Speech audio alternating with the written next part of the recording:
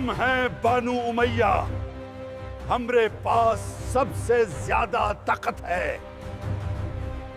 والعصر ان الانسان لفی خسر، یہ بات ہے اس چیز کی جو کسی کے لیے نہیں رکتی، یہ وہ سرمایہ ہے جو ہر سانس کے ساتھ کم ہو رہا ہے، یہ بات ہے اس زمانے کی جس کی قسم خدا نے کھائی ہے، یہ بات ہے مکہ کے اس دور کی جب لوگ اپنی کامیابی کو اپنی دولت، اپنے بیٹوں کی تعداد اور اپنے قبیلے کی طاقت سے ناپتے تھے۔ ہم ہیں بانو امیہ، ہمارے پاس سب سے زیادہ طاقت ہے۔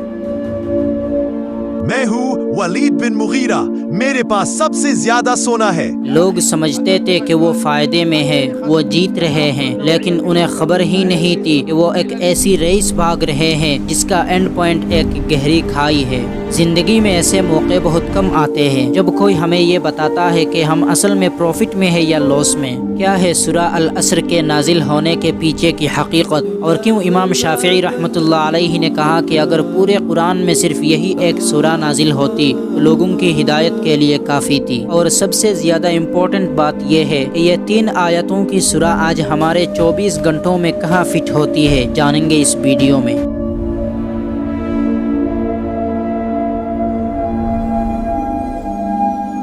اسکالرز کہتے ہیں کہ یہ سورہ مکہ کے ابتدائی دور میں نازل ہوئی۔ یہ وہ وقت تھا جب اسلام نیا تھا، مکہ کا ماحول بالکل آج جیسا تھا، میٹیریلزم کا دور، لوگوں کے پاس وقت نہیں تھا حق بات سننے کا۔ وہ کہتے تھے محمد صلی اللہ علیہ وسلم ہمیں در آخرت کی باتیں بتاتے ہیں، لیکن دیکھو کامیاب تو ہم ہیں، ہمارے تجارتی قافلے منافع کما رہے ہیں، ہماری محفلیں سجی ہوئی۔ اے شخص دیکھ میری طرف، کیا میں تجھے کھاتے میں دکھتا ہوں؟ میرے پاس پاور ہے، عزت ہے۔ اگر کوئی خدا خوش ہوتا تو وہ مجھ سے ہوتا، نہ کہ ان غریب غلاموں سے جو محمد کے ساتھ ہے۔ دولت کا ڈھیر کامیابی نہیں ہے۔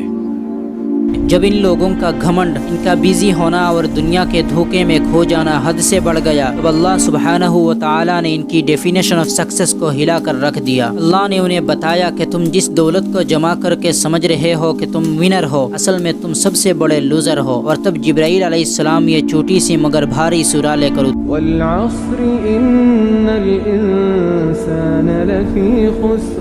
آگے بڑھنے سے پہلے ذرا اس سورہ کا وزن سمجھ لیجئے۔ امام شافعی رحمۃ اللہ علیہ کا وہ مشہور قول ہے، اگر لوگ صرف اسی سورہ پر غور کر لے تو یہ ان کی ہدایت کے لیے کافی ہے۔ کیوں؟ کیونکہ اس میں پوری زندگی کا سلیبس صرف 3 لائنز میں ہے۔ ایک اور دلچسپ بات سنیے، طبرانی کی الاوسط میں آتا ہے کہ صحابہ کرام رضی اللہ عنہم کا یہ معمول تھا کہ جب 2 صحابی آپس میں ملتے اور جب جدا ہونے لگتے تو وہ ایک دوسرے کو سورہ العصر سنائے بنا الگ نہیں ہوتے تھے۔ سوچئے ذرا، آج ہم ملتے ہیں تو کیا کہتے ہیں؟ اور بھائی کیا حال چال، کرپٹو اوپر گیا، نئی گاڑی لی؟ لیکن صحابہ ایک دوسرے کو یاد دلاتے تھے، بھائی وقت جا رہا ہے، کہیں ہم گھاٹے میں تو نہیں۔ آئیے اب اس سورت کو سمجھتے ہیں سینیمیٹک انداز میں، آسان طریقے سے۔ اس کی پہلی آیت ہے والعصر۔ اللہ شروعات کرتے ہیں ایک قسم سے، والعصر، لیکن عصر ہی کیوں؟ اللہ دہر بھی کہہ سکتے تھے، وقت بھی کہہ سکتے تھے۔ اسکالرز کہتے ہیں عصر وہ وقت ہوتا ہے جب دن ختم ہونے والا ہوتا ہے، سورج ڈھلنے لگتا ہے، دکاندار اپنا سامان سمیٹنے لگتا ہے، ایک پینک ہوتا ہے، دن ختم ہو گیا، کام پورا نہیں ہوا۔ اللہ اس وقت کی قسم کھا کر ہمیں جھنجھوڑ رہے ہیں، دیکھو تمہاری زندگی کا سورج بھی ڈھلنے والا ہے، دن ختم ہو رہا ہے۔ دوسری آیت ہے ان الانسان لفی خسر۔ یہاں اللہ نے کہا انسان خسر میں ہے۔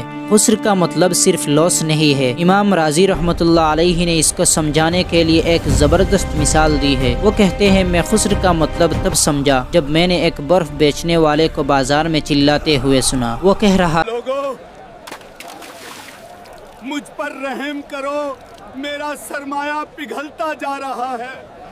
سمجھے آپ، اگر وہ برف نہ بکے تو وہ برف ویسی نہیں رہے گی، وہ پگھل کر پانی بن جائے گی اور ختم ہو جائے گی۔ ہماری زندگی بھی اس برف کی طرح ہے، آپ کچھ کرے یا نہ کرے وقت پگھل رہا ہے، ہر گزرتا سیکنڈ آپ کی لائف سے مائنس ہو رہا ہے۔ تو ڈیفالٹ سیٹنگ کیا ہے؟ لاس۔ ہم سب ڈوب رہے ہیں، ہم سب کا بزنس فیل ہو رہا ہے انلیس۔ اب سوال یہ ہے کہ اس باری نقصان سے بچیں گے کون؟ اللہ نے صرف 4 کنڈیشنز لگائی ہے، اگر یہ 4 چیزیں آپ کے پاس ہیں تو آپ سیف ہے۔ پہلا کنڈیشن، इल्ला الذین آمنوا، سب سے پہلے ایمان، فاؤنڈیشن۔ آپ کتنے بھی اچھے انسان کیوں نہ ہو، اگر فاؤنڈیشن نہیں ہے تو بلڈنگ گرے گی۔ اللہ پر یقین، آخرت پر یقین، یہی فاؤنڈیشن ہے۔ وَعَمِلُوا الصَّالِحَاتِ، صرف سوچنا کافی نہیں ہے، ایکشن چاہیے۔ اور دھیان رہے یہاں صالحات کہا گیا ہے، یعنی وہ کام جو قرآن اور سنہ کے مطابق ہو، اپنی مرضی کے اچھے کام نہیں۔ لیکن کیا صرف خود اچھے بن جانا کافی ہے؟ نہیں۔ وَتَوَاصَوْا بِالْحَقِّ، یہ بہت ٹف پارٹ ہے۔ تواصو کا مطلب ہے ایک دوسرے کو ایڈوائز کرنا، سمجھانا، فورس نہیں کرنا، بلکہ درد و غم کے ساتھ نصیحت کرنا۔ حق بات کہنا کڑوا ہوتا ہے۔ سوسائٹی میں جب آپ حق کی بات کریں گے کہ بھائی سود مت کھاؤ، بھائی جھوٹ مت بولو، تو لوگ آپ کے خلاف ہوں گے، لوگ کہیں گے بڑا مولوی بنا پھرتا ہے۔